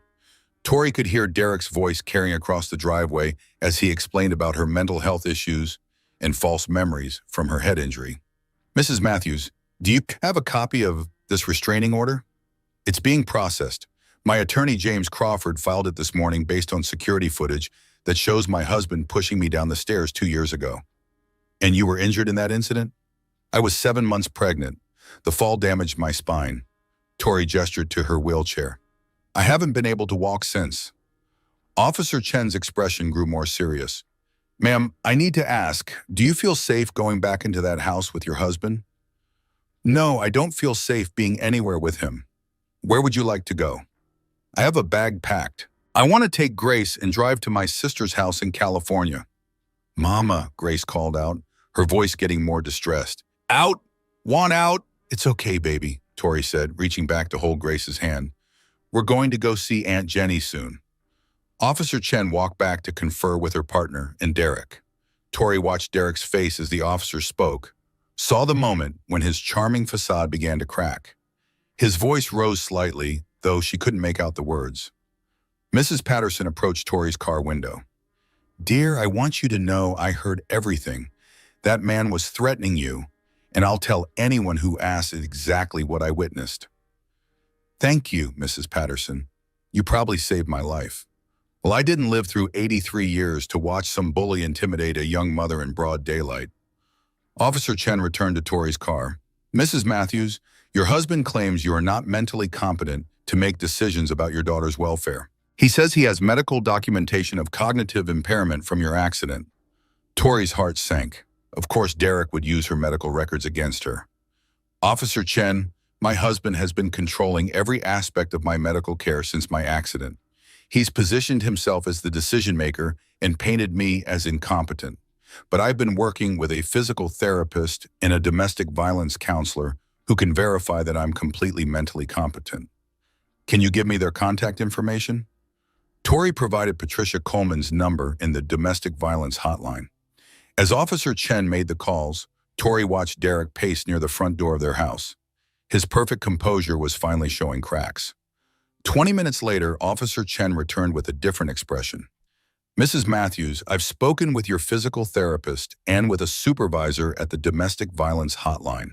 Both confirm that you have been documenting a pattern of controlling behavior and that you're fully competent to make decisions about your own welfare. What does that mean? It means you're free to leave with your daughter. However, I should warn you that if there are custody issues pending in court, taking Grace out of state could complicate your legal situation. My attorney said I could take her somewhere safe until the restraining order is finalized. Then I'd suggest you call your attorney to confirm that advice. Tori used Officer Chen's phone to call James Crawford's office. His secretary patched her through immediately. Tori, are you safe? For now, the police are here, but Derek is claiming I'm not competent to take Grace anywhere. Can you put me on speaker with the officers? Crawford quickly explained the legal situation to Officer Chen. The restraining order was being processed based on video evidence of domestic violence. Tori had every right to remove herself and Grace from a dangerous situation. Derek's claims about her mental state were part of a documented pattern of abuse. However, Crawford added, I need to warn you about something, Tori. Derek's lawyer called my office an hour ago. They're filing for emergency custody based on claims that you're having a psychotic break. Can they do that? They can file anything they want. Whether they'll succeed is another matter. But it means you need to be very careful about your actions over the next few days. Don't give them any ammunition to use against you. After Officer Chen hung up, she turned to Tori with a serious expression. Mrs. Matthews, I can't prevent you from leaving, but I want to make sure you understand the implications. If you take Grace out of state and your husband files for emergency custody, it could look like parental kidnapping. So I should stay here and let him continue to control and threaten me? No, but maybe consider staying local until your attorney can get the restraining order finalized. Tori thought about her options. Jennifer's house in California felt safer, But Officer Chen was right about the legal complications. On the other hand, staying in the same city as Derek meant he could continue to manipulate the situation. "Is there somewhere local where you'd feel safe?" Officer Chen asked. Tori thought about Patricia Coleman, who had been the first person to believe her story. Pat had mentioned that her husband was a retired police detective. Maybe they would help. "My physical therapist. I think she might let us stay with her for a few days." Officer Chen nodded approvingly. "Local is better for the legal situation, and if she's already involved in documenting the abuse, she'd be a good witness." While Officer Chen made another call to verify Pat's willingness to help, Tori watched Derek through her rearview mirror. He was talking intensely with the other officer, his hands moving in animated gestures. She could see him trying to rebuild his credibility, to reestablish himself as the reliable party in this situation. But something had changed. The officers weren't looking at Derek with the same automatic deference that most people showed him. Mrs. Patterson's testimony, combined with the domestic violence hotline's confirmation of Tori's story, had shifted the narrative. Officer Chen returned with good news. Patricia Coleman and her husband were willing to provide temporary shelter. They lived only 15 minutes away, and Pat's husband had already spoken with Officer Chen about the security precautions they could take. "Mrs. Matthews, I'm going to escort you to your friend's house. Officer Rodriguez will stay here to ensure your husband doesn't follow you." As Tori prepared to drive away, Derek approached her car one final time. The officers allowed him to speak, but they stayed close enough to intervene if necessary. "Tori," Derek said quietly, his voice carrying none of its earlier rage, "you're making a terrible mistake. Whatever you think that video shows, there are ways to interpret evidence. This is going to destroy our family. Our family was destroyed 2 years ago when you pushed me down those stairs. I was trying to steady you. You pulled away and lost your balance. Derek, I'm done listening to your lies. The video shows the truth, and everyone's going to see it." Derek's face went through several expressions before settling on something that looked almost like grief. "I love you, Tori. I love Grace. Everything I've done has been to protect our family." "No, everything you've done has been to protect yourself." As Tori drove away with Officer Chen following behind her, she glanced in her rearview mirror and saw Derek standing alone in their driveway. For the first time since she had known him, he looked small and defeated. But Tori knew better than to feel sorry for him. Derek Matthews was many things: charming, intelligent, manipulative. But he wasn't defeated. He was already planning his next move. The difference was that now Tori was planning too, and she wasn't planning alone anymore. The courthouse was packed for the custody hearing. Tori sat at the plaintiff's table beside James Crawford, her hands folded in her lap to hide their trembling. Grace was in the gallery with Patricia Coleman, playing quietly with coloring books, while Pat kept a protective eye on the courtroom. Derek entered with his legal team, 3 attorneys in expensive suits who moved with the confidence of men who rarely lost. Derek himself looked like he always did for important occasions, perfectly groomed, appropriately somber, every inch the responsible father fighting for his child. But Tori noticed things others might miss. The way Derek's jaw was clenched too tightly, the way his eyes darted around the courtroom instead of focusing straight ahead, the way he flinched when Grace called out "Mama" from the gallery. 2 weeks of staying with Pat and her husband Frank had given Tori time to process everything that had happened. Frank, a retired detective with 30 years of experience, had reviewed the security footage and confirmed what Tori already knew. Derek's push was deliberate, calculated, and unmistakably violent. The angle of impact, the force required to send you down those stairs while you were that pregnant. "There's no question this was assault," Frank had told her. "I've seen a lot of domestic violence cases, and this one is textbook deliberate harm." Now, as Judge Harrison called the hearing to order, Tori felt something she hadn't experienced in years: confidence in the justice system. "Your Honor," Derek's lead attorney began, "my client is here today because his wife has made increasingly erratic accusations stemming from a tragic accident that left her with both physical and cognitive impairments. Mr. Matthews has been the primary caregiver for their daughter, while Mrs. Matthews underwent extensive rehabilitation." Crawford rose to respond. "Your Honor, we're here because Mr. Matthews deliberately pushed his 7 months pregnant wife down a flight of stairs when she threatened to expose his extramarital affair. We have security footage that clearly shows this assault, and we have 2 years of documented evidence showing Mr. Matthews's systematic control and manipulation of his injured wife. I'd like to see this footage, Judge Harrison said. The courtroom lights dimmed as Crawford set up his laptop and projector. Tori had watched the footage dozens of times over the past 2 weeks, but seeing it on the big screen in a courtroom full of people still made her stomach clench. There she was, 7 months pregnant, backing toward the stairs as Derek advanced on her. The audio wasn't clear, but their body language told the story perfectly. Derek's aggressive posture, Tori's defensive retreat, and then, clearly visible from the hallway camera, Derek's hands on her shoulders in the deliberate push that sent her tumbling backward down the stairs. The silence in the courtroom was absolute. Several people in the gallery gasped audibly. One of Derek's attorneys leaned over to whisper urgently in his ear. "Your Honor," Derek's lawyer said after the footage ended, "this video is open to interpretation. Mr. Matthews was clearly trying to steady his wife, who was behaving erratically. When she pulled away from his stabilizing touch, she lost her balance." Crawford played this footage again, this time in slow motion. "Your Honor, I'd like the court to note the direction of force in Mr. Matthews' hand motion. If he was trying to steady someone, the force would be toward him, pulling his wife to safety.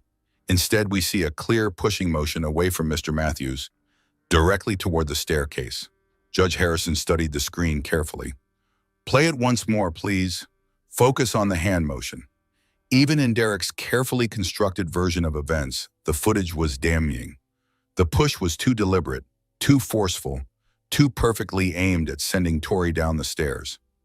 "Mr. Matthews," Judge Harrison said, "can you explain what we're seeing in this footage?"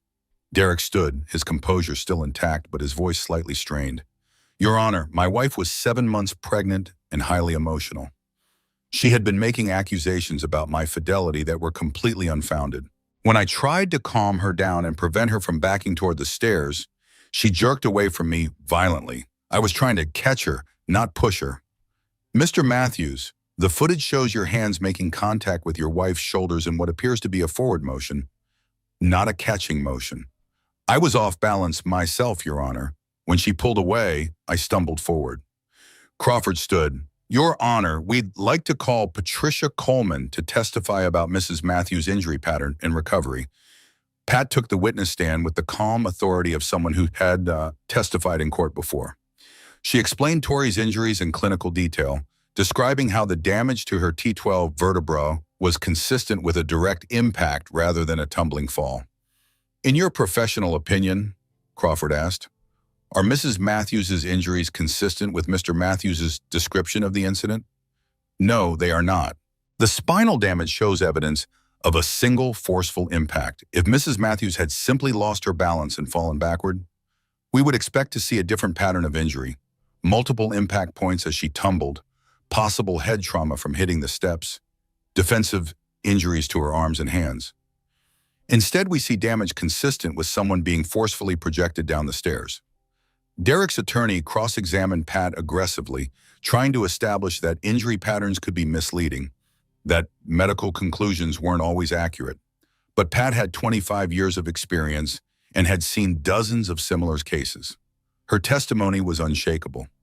Next, Crawford called Dr. Sarah Mitchell to testify about the notes she had made during Tori's emergency treatment. "Dr. Mitchell, did you have any concerns about Mrs. Matthews' injuries when she was brought to the hospital?" "Yes, the injury pattern didn't match the husband's description of a simple fall. I recommended a social worker interview and documentation of potential domestic violence. But Mr. Matthews declined on his wife's behalf while she was unconscious." "Did you make notes about these concerns?" "Yes, standard protocol requires us to document any suspicions of domestic violence, even if we can't pursue them immediately." Crawford introduced Dr. Mitchell's notes into evidence. Written in the immediate aftermath of Tori's injuries, they provided contemporaneous medical opinion that supported everything Tori had been saying for 2 years. When it was Derek's turn to present his case, his attorneys focused on Tori's mental instability and false memories. They called a psychiatrist who had never examined Tori but who testified about the effects of traumatic brain injury on memory and perception. But their case fell apart when Crawford cross-examined the psychiatrist. "Doctor, have you ever personally examined Mrs. Matthews?" No, I have not. Have you reviewed her complete medical records? I reviewed the records provided by Mr. Matthews' legal team. So your opinion is based entirely on selective medical records chosen by the defendant in this case? I was provided with relevant documentation. Doctor, are you aware that Mrs. Matthews has been working with a domestic violence counselor for over a year, and that counselor has found no evidence of cognitive impairment or false memory syndrome? I was not made aware of that. No. Crawford introduced documentation from the domestic violence hotline showing a clear pattern of systematic abuse and control. Phone records showed that Tori had been calling for help and advice for months, demonstrating both cognitive clarity and an understanding of her situation. The final blow came when Crawford called Frank Coleman to testify about his analysis of the security footage. Detective Coleman, in your 30 years of law enforcement experience, how many domestic violence cases did you investigate? Approximately 400 cases involving intimate partner violence. And in your professional opinion, what does the security footage show? It shows a deliberate assault. Mr. Matthews positioned himself between his wife and safety, advanced on her in a threatening manner, and then used physical force to push her down a flight of stairs. This is textbook domestic violence escalation. Derek's attorney tried to undermine Frank's testimony by pointing out that he was married to Tori's physical therapist, suggesting bias. But Frank's credentials and experience spoke for themselves. When all the testimony was finished, Judge Harrison called for a recess to review the evidence. Tori sat in the hallway with Grace on her lap, watching her daughter color while they waited for a decision that would determine their future. "Mama, pretty picture," Grace said, holding up a drawing of what might have been a flower or possibly a dinosaur. "Very pretty, baby. You're such a good artist." Derek sat across the hallway with his legal team, no longer looking confident. The video footage had been devastating, and the medical testimony had corroborated everything Tori had claimed. His carefully constructed narrative of the devoted husband caring for his mentally ill wife had crumbled under scrutiny. When they returned to the courtroom, Judge Harrison's expression was grave. "I have reviewed all the evidence presented today, including the security footage, medical records, and expert testimony. I find that the evidence clearly shows that Mr. Matthews deliberately assaulted his pregnant wife, causing severe injuries that have left her permanently disabled." Derek's face went white. "Furthermore, I find that Mr. Matthews has engaged in a systematic pattern of psychological abuse and control designed to isolate Mrs. Matthews from support systems and undermine her credibility. This behavior represents a clear and ongoing danger to both Mrs. Matthews and their daughter." Judge Harrison turned to Derek directly. "Mr. Matthews, your actions 2 years ago were not only criminal assault, but they demonstrated a callous disregard for the safety of your wife and unborn child. Your behavior since that assault has shown no remorse, no accountability, and no change in your fundamental character. Therefore, I am granting Mrs. Matthews full physical and legal custody of Grace Matthews. Mr. Matthews will be permitted to supervise visitation only, pending the outcome of criminal charges. I am also issuing a permanent restraining order requiring Mr. Matthews to stay at least 500 feet away from Mrs. Matthews except during court-ordered visitation." The courtroom erupted. Derek's mother, Helen, who had been sitting in the gallery, began crying. Several of Tori's supporters, including Mrs. Patterson, who had driven downtown to be there, applauded quietly. But Tori just held Grace closer and felt something she hadn't experienced in 2 years, complete and utter relief. Derek stared at her across the courtroom, his face a mask of rage and disbelief. For a moment, she saw exactly what she had seen in his eyes at the top of those stairs 2 years ago, the cold calculation of someone who viewed other people as obstacles to be removed. But this time, Derek was the one being removed. As they left the courthouse, Grace riding on Tori's lap in her wheelchair, while Pat and Frank flanked them protectively, Tori felt the weight of 2 years of fear and uncertainty lifting from her shoulders. "Where are we going, Mama?" Grace asked as they reached the parking lot. Tori looked up at the sky, clear and blue, for the first time in what felt like forever. "We're going home, baby. We're finally going home." The support group met every Tuesday evening in the community center's accessible conference room. 12 women sat in a circle sharing stories and strategies with the kind of brutal honesty that only came from shared survival. The hardest part wasn't leaving him, said Maria, a soft-spoken woman whose husband had controlled their family's finances for 15 years. The hardest part was believing I deserved better. Tori nodded from her position at the front of the circle. As the group's facilitator, she had heard this sentiment dozens of times. The practical aspects of escaping abuse, finding shelter, gathering evidence, navigating legal systems, were challenging but ultimately achievable. The psychological work of rebuilding self-worth took much longer. I used to check my phone 3 times before making any decision, Tori said, sharing her own mirror technique moment with the group. Lock, unlock, lock, unlock, lock. Like I was waiting for permission from someone who would never give it. Several women smiled with recognition. The compulsive phone checking, the hypervigilance about perfect housekeeping, the apologizing for needs and opinions. These behaviors created bonds of understanding that connected women across all social and economic lines. "How long before you stopped doing that?" asked Janet, whose ex-husband had monitored her phone calls and emails. "Honestly, sometimes I still catch myself doing it. But now when I notice it happening, I take a deep breath and make the decision anyway." The goal isn't to erase all the conditioning, it's to recognize it and choose differently. After the group session ended and the other women had left, Tori remained in the conference room to review notes for next week's topic: financial independence after economic abuse. She was writing on a whiteboard when she heard small footsteps in the hallway. "Mama!" Grace appeared in the doorway, her backpack bouncing as she ran. "Miss Jenny says we can go for ice cream." Jennifer followed Grace into the room, smiling at her sister's obvious contentment. Jenny had moved to town 6 months ago to help with Grace's care, while Tori built her new career as a domestic violence counselor. "How was preschool today?" Tori asked, lifting Grace onto her lap. "We learned about butterflies. They start as caterpillars, and then they get all wrapped up, and then they break out, and they can fly." "That's called metamorphosis," Tori said, "when something changes completely into something new and better." "Like us?" Grace asked with the startling insight that 4-year-olds sometimes possessed. "Yes, sweetheart, exactly like us." Grace had no memory of the early months when Derek had controlled their lives. To her, the wheelchair was simply how Mama moved around, and their small, accessible apartment was the only home she had ever really known. She had seen Derek twice during court-ordered supervised visits, but showed no particular attachment to him. Children, Tori had learned, were remarkably adaptable when their environment became genuinely safe. "Are you ready to go?" Jennifer asked. "I promised Grace we'd stop by the playground after ice cream." "Almost. Let me just grab my notes." As Tori gathered her materials, she thought about how much had changed in the year since the custody hearing. Derek had been sentenced to 3 years in prison for domestic violence and financial fraud. His legal appeals had been unsuccessful, and he was currently serving his time at a minimum security facility 2 hours away. The financial settlement from their divorce had been substantial. Derek's attempts to hide assets had backfired when forensic accountants discovered accounts he had forgotten about.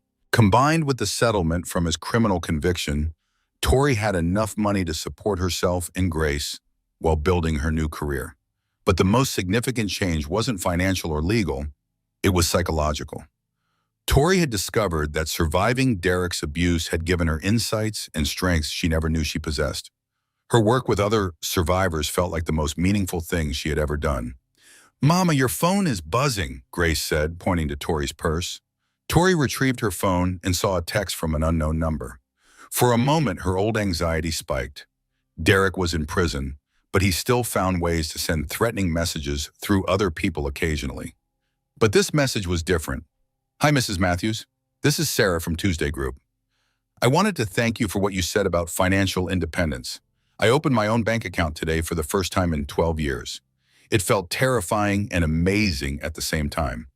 Tori smiled as she typed back, "That's huge, Sarah. The first step is always the hardest. You should be proud of yourself." These messages came regularly now. Women from her support group, participants in the workshops she led at the community center, even strangers who had heard her speak at domestic violence awareness events. Each message was a reminder that her survival had purpose beyond just her own healing. "Everything okay?" Jennifer asked, noticing Tori's expression. "Better than okay. Someone took a big step toward freedom today." They made their way out of the community center, Grace chattering excitedly about butterfly metamorphosis while Jennifer pushed Tori's wheelchair. The evening air was warm and filled with the scent of blooming jasmine from the center's garden. As they reached the parking lot, Tori's phone rang. She recognized Patricia Coleman's number and answered immediately. "Hi, Pat. What's up?" "Tori, I just wanted to let you know, Derek's parole hearing is scheduled for next month. His lawyer filed the paperwork today." Tori's stomach clenched. Derek had only served 14 months of his 3-year sentence. The possibility of early parole had always existed, but she had hoped he would serve his full time. "What are our options?" "You have the right to attend the hearing and give a victim impact statement. Frank thinks it would be worth doing. The parole board needs to understand the ongoing impact of Derek's crimes." After they hung up, Tori sat quietly in the passenger seat while Jennifer drove toward the ice cream shop. Grace was singing a song she had learned at preschool, something about caterpillars and cocoons and spreading wings to fly. "You're thinking about the parole hearing," Jennifer said perceptively. "I don't want to see him again. I don't want Grace anywhere near him." "Then we'll make sure she isn't. Pat and Frank will be there, I'll be there, and your whole support network will be there. Derek doesn't get to intimidate you anymore." "What if they let him out?" "Then we'll deal with it. You're not the same person you were 3 years ago, Tori. You're not isolated or vulnerable or dependent on anyone else's version of reality. You have resources, allies, and most importantly, you have your own voice back." At the ice cream shop, Grace chose strawberry with rainbow sprinkles and insisted on sitting at the outside table so she could watch cars drive by. As they sat in the warm evening air, Tori found herself thinking about transformation, about caterpillars who somehow knew it was time to build cocoons, even though they had no way of knowing what would emerge. 3 years ago, she had been a woman who apologized for having opinions, who cleaned perfect houses to avoid her husband's criticism, who checked her phone compulsively before making simple decisions. That woman felt like someone she had known in another lifetime. The woman she was now ran support groups and testified at legislative hearings about domestic violence legislation. She owned her own home and made her own decisions about everything from Grace's preschool to their weekend plans. She had built a career around helping other women find their voices and reclaim their lives. "Mama, look!" Grace pointed excitedly at a butterfly that had landed on their table. "It's orange and black and so pretty." "It's a monarch," Tori said. "They travel thousands of miles every year, much further than anyone thinks they could go." "Like us?" Tori smiled and kissed the top of Grace's head. "Exactly like us, baby." As they finished their ice cream and prepared to head to the playground, Tori realized she wasn't afraid of Derek's parole hearing anymore. She was prepared for it. Whatever happened, she would face it with the same strength that had carried her through the last 3 years. Derek had tried to break her spirit along with her spine. He had succeeded in damaging her body, but he had failed completely in destroying her soul. And every day that she helped another woman find her way out of the darkness, Derek's actions lost a little more of their power over her. The sun was setting as they reached the playground, painting the sky in shades of pink and gold. Grace ran immediately to the swings, calling for Tori to push her higher, higher. As Tori positioned her wheelchair behind the swing set and began pushing Grace toward the darkening sky, she thought about all the women in her support group who were still fighting their way toward freedom. About Sarah, opening her first independent bank account. About Maria, learning to make decisions without asking permission. About Janet, slowly rebuilding her credit after years of financial abuse. Each of them was into their own cocoon, doing the invisible work of transformation that would eventually allow them to emerge with wings. "Mama, I'm flying," and Grace called out, her legs pumping as she soared higher. "Yes, you are," Tori replied, watching her daughter reach toward the stars. "We both are." In the distance, she could hear the sound of evening traffic, families heading home after long days, children playing in other parks across the city. Normal sounds of normal lives, the kind of life she had once thought was lost to her forever. Derek had pushed her down those stairs intending to destroy her. Instead, he had forced her to discover strength she never knew she possessed. The woman who had emerged from that wreckage was someone Derek could never have controlled or manipulated. She was someone Derek could never have even imagined. And as the stars began to appear in the darkening sky above them, Tori understood with perfect clarity that her survival hadn't been accidental. It had been earned through every small act of courage, every moment of truth-telling, every decision to move forward instead of remaining trapped in Derek's version of her story. The woman at the bottom of those stairs had been a victim. The woman pushing her daughter on the swings was a survivor. And the difference between those two women was everything. Grace's laughter echoed across the playground as she flew higher and higher, her small hands gripping the swing chains with absolute confidence that someone was there to catch her if she fell. Someone was. Someone always would be. Because Tori had finally learned the most important lesson of all. The person responsible for catching her was herself, and she was more than strong enough for the job. If Victoria's story moved you, if it made you think about the women in your own life who might be fighting battles no one can see, then this story needs to reach more people. Hit that like button if you believe survivors deserve to be heard. Share this story because someone in your network might need to know they're not alone, they're not crazy, and their truth matters. Drop a comment and tell us what moment in Victoria's journey hit you the hardest. Was it her first call to the domestic violence hotline? The moment she saw that security footage? Or when she finally got her daughter back? And if stories like this, stories about real women finding real strength in impossible situations, are what you want to hear more of, then subscribe and ring that notification bell. Because every week we're sharing stories of women who refused to stay silent, who fought back against the odds, and who transformed their pain into power. Your support doesn't just help this channel grow. It helps these stories reach the women who need to hear them most. The ones sitting in their cars outside physical therapy, unable to go home yet. The ones checking their phones 3 times before making any decision. The ones being told their memories are wrong when they know exactly what happened. So like, share, and subscribe.